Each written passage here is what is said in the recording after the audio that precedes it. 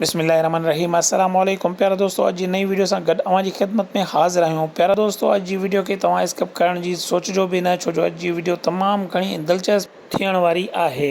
त प्यारा दोस्तों, हलूं था अॼु जे वीडियो जी तरफ़। प्यारा दोस्तों, जीअं त अवां सोशल मीडिया ते ॾिठो हूंदो या ॿुधो हूंदो त बुशरा मारवी मुमताज़ मौलाई जे इश्क में गिरफ़्तार थी चुकी आहे ऐं मुमताज़ मौलाई खे शादी जी पिणु ऑफर करे चुकी आहे। हलूं था असल हक़ीक़त ते। त प्यारा दोस्तों, बुशरा मारवी ऐं मुमताज़ मौलाई जूं जेकी तस्वीर वायरल थी रहियूं आहिनि उहे बुशरा मारवी जे फ्लैट ते ज़रूरु आहिनि, पर बुशरा मारवी जे फ्लैट ते मुमताज़ मौलाई पाण न वियो हुयो, पर मुमताज़ मौलाई खे चांहि जी दावत ॾिनी वई हुई, जंहिं बाद मुमताज़ मौलाई चांहि पीअण लाइ बुशरा मारवी जे फ्लैट ते वियो, जिते बुशरा मारवी मुमताज़ मौलाई सां गॾु फ़ोटू कढी पाण ई वायरल कयूं।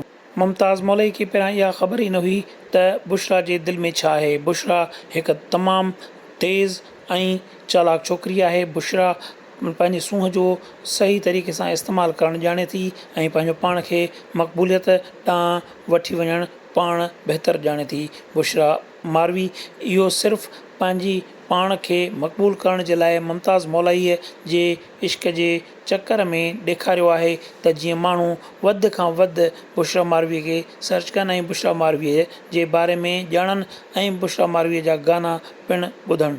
बुशरा मारवी ऐं मुमताज़ मौलाई वेझर में ई हिकु गीत ते कमु कयो आहे, जंहिं जो टाइटल आहे अहिड़ी सुहिणी ॻाल्हि कर जो दिलि ठरी पए।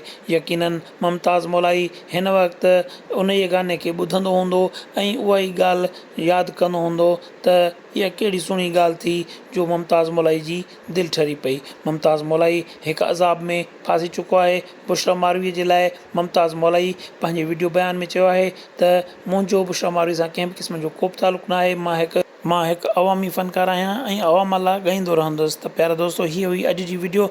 यकीननि वीडियो तव्हांखे पसंदि आई हूंदी ऐं जेकॾहिं वीडियो पसंदि आई हुजे त दोस्तनि सां शेयर कयो, कमेंट करे पंहिंजी राय खां आगाह कयो, असांजे चैनल खे सब्सक्राइब कयो ऐं गॾु ॾिनल बेल आइकन खे दॿाए नोटिफिकेशन ऑल ते करे छॾियो त जीअं हर नई ईंदड़ वीडियो अव्हां ताईं पहिरियां खां पहिरियां पहुचंदी रहे।